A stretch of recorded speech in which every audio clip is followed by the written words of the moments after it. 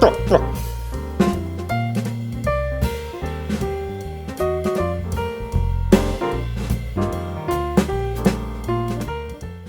everyone, I'm Dale and this is Cinema Historia. Yes, I have another request this week for the Three Stooges. So Peter, this one is for you.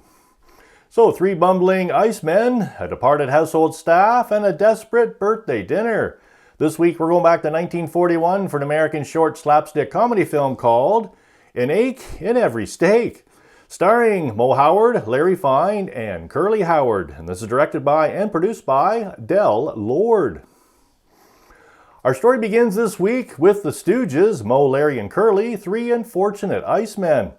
Working in 100-degree summer heat, they struggle with a series of misadventures as they navigate their mundane profession. Their company is Zero Ice and Coal Company, with the slogan on the side of their wagon reading, "Ice with personality, coal with oomph." Upon awakening from slumber within their delivery wagon, precipitated by their horses' agitation, Moe and Larry find themselves extricated, while Curly, having employed a block of ice as an improvised pillow, becomes stuck within its chilly embrace. With the help of Moe's axe, Curly is subsequently liberated from his enclosure, stating he is chilled to the bone. Being thawed out with a rap on the head by Moe's chisel, the trio embarks on the routine ice block deliveries. After Curly gets a strike, knocking down 10 milk bottles with an ice block, Mr. Poindexter, picking up his birthday cake from the bakery, is knocked over by a bumbling Curly, now finding him wearing the cake. On their next stop, a woman yells, "Bring me 10 cents worth of ice and make it snappy," cultivates a challenging assignment at a residence perched atop a dawning staircase. The elevated abode presents a formidable obstacle, complicated by the relentless melting of their burdensome cargo. Forgetting to allow for shrinkage, the Stooges encounter repeated setbacks, including a runaway ice block that introduces Mr. Poindexter to his cake once more. Complication ensue when the trio inadvertently precipitate in the departure of the household staff, including the agitated cook. Now assuming the roles of servants, their task is to prepare a birthday turkey dinner for the homeowner's husband. So, is the homeowner's husband someone who is now wearing the birthday cake? Does shaving the ice and stuffing the turkey involve shaving cream and a whole can of peas, including the can? Or does the new birthday cake inflated with town gas give the festivities explosive results? You can only guess. Released August 22nd, 1941, this film was directed by Canadian film director and actor Delmer Lord. Del is best known as director of the Three Stooges films, directing more than 36 of their short films from 1935 to 1948. The theatrical poster reads, "Stuffed with Laugh Vitamins." This is the 57th entry in the Stooges series, released by Columbia Pictures, starring the comedians.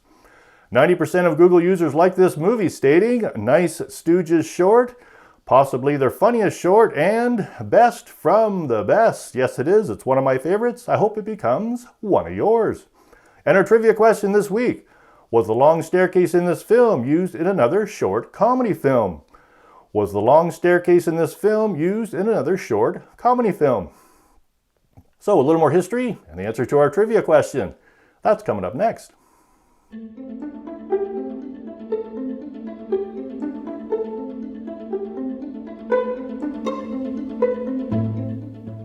If you're new to the Three Stooges, I'm happy to say that's the subject of this week's history. Now in this episode, I'm doing part 1. So the Three Stooges were an American vaudeville and comedy troupe, active from 1922 until 1970, best remembered for their short subject films by Columbia Pictures. Their hallmark styles were physical, farce, and slapstick comedy. The Three Stooges began in 1922 as part of a raucous vaudeville act called Ted Healy and His Stooges. Moe Howard joined Healy's act in 1922, and his brother Shemp Howard came aboard a few months later. After several shifts and changes in the Stooges membership, violinist comedian Larry Fine joined the group sometime between 1925 and 1928. In the act, lead comedian Healy would attempt to sing and tell jokes while his noisy assistants would keep interrupting, causing Healy to retaliate with verbal and physical abuse. In 1930, Ted Healy and his Stooges appeared in the American pre-code comedy film Soup to Nuts, their first Hollywood feature film released by Fox Film Corporation. The film was not a critical success, but the Stooges' performances were singled out as memorable, leading Fox to offer the trio a contract minus Healy. The act quickly took off with a tour of the theater circuit. Shemp left, however, to pursue a solo career and was replaced by Moe's younger brother, Jerome Howard, or Curly, in 1932. Healy tried to save his act by hiring replacement Stooges, but they were inexperienced and not as well received as their predecessors. Healy reached a new agreement, however, with his former Stooges in 1932, with Moe now acting as business manager. However, Healy reportedly took one look at Jerome, who had chestnut red hair and a handlebar mustache, and remarked that Jerome did not look like he was funny. Jerome left the room and returned a few minutes later with his head shaved, saying, "Boy, do I look girly." Healy heard Curly, and the name stuck. Metro-Goldwyn-Mayer signed Healy and his Stooges to a movie contract in 1933, appearing in feature films and short subjects together, individually, or with various combinations of actors. These 1933 films include Meet the Baron with Jimmy Durante and Dancing Lady with Joan Crawford. Join me for part 2 of the Three Stooges history on my next Stooges short comedy film posting coming up in December. And the answer to our trivia question this week: was the long staircase in this film used in another short comedy film? No. Contrary to common belief, the long staircase in this film is not the same one used in Laurel and Hardy's Oscar-winning short The Music Box from 1932. However, it is the same Silver Lake district of Los Angeles, about 2 miles away. The stairs, 147 steps in length, are approximately 2 miles northeast, located at Fair Oak Terrace and Edendale. Unlike the stairs in The Music Box, this staircase begins from a dead end.